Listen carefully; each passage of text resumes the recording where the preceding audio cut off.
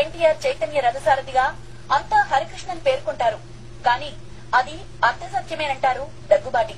Studio driver Reddy అనే వ్యక్తి చాలా కాలం పాటు చైతన్య రథాన్ని నడిపాడని, 4 ఏళ్ల ఇష్యూ తర్వాతే హరికృష్ణ చైతన్య రథాన్ని నడిపించారన్నది దగ్గుబాటి కథనం.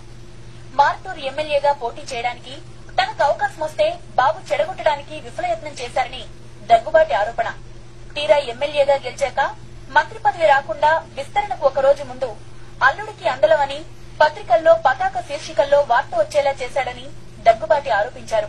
నేదురుమల్లి జనార్దన్ రెడ్డి హాయంలో శ్రీరామ్ సాగర్ ప్రాజెక్టు కింద 300 కోట్ల పన్నుల టెండర్లలో అవకతవకలు జరిగాయని సభలో దగ్గుబాటి ఆరోపిస్తే ఫైల్స్ ను స్పీకర్ దగ్గర ఉంచడానికి నేదురుమల్లి అంగీకరించారట.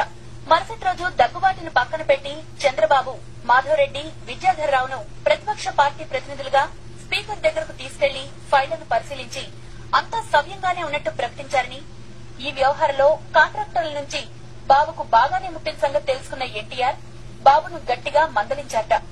ఆగస్టు సంక్షోభం సమయంలో చంద్రబాబు, ఎన్టీఆర్ కుటుంబ సభ్యుల్లో మొదట ఫోన్ చేసింది బాలకృష్ణకేనట.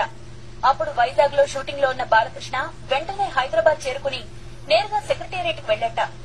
ఆ తర్వాత హరికృష్ణకు బాబు ఫోన్ చేశారని చెప్పారు దగ్గుబాటి. సంక్షోభ సమయంలో బాబు వెంట హరికృష్ణ, బాలకృష్ణ, రామకృష్ణ, భువనేశ్వరి మాత్రమే ఉన్నారట. ఎన్టీఆర్ వైపు జయకృష్ణ, మోహన్ కృష్ణ, జయశంకర్ కృష్ణ, పురంధరేశ్వర్లు మిగిలిపోయారట. ఇక మిగిలిన కుటుంబ సభ్యుల్లో సాయికృష్ణ చనిపోగా లోకేశ్వర్ మద్రాసులో, ఉమామహేశ్వరి అమెరికాలో ఉన్నారని దగ్గుబాటి చెప్తున్నారు.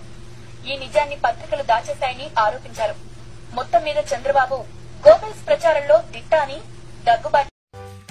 ఈ వీడియో కనుక మీకు నచ్చినట్లయితే లైక్ చేయండి, మీ ఫ్రెండ్స్ కి షేర్ చేయండి. ఇలాంటి మరిన్ని ఇంట్రెస్టింగ్ వీడియోస్ కోసం మా ఛానల్ ని సబ్స్క్రైబ్ చేసుకోండి.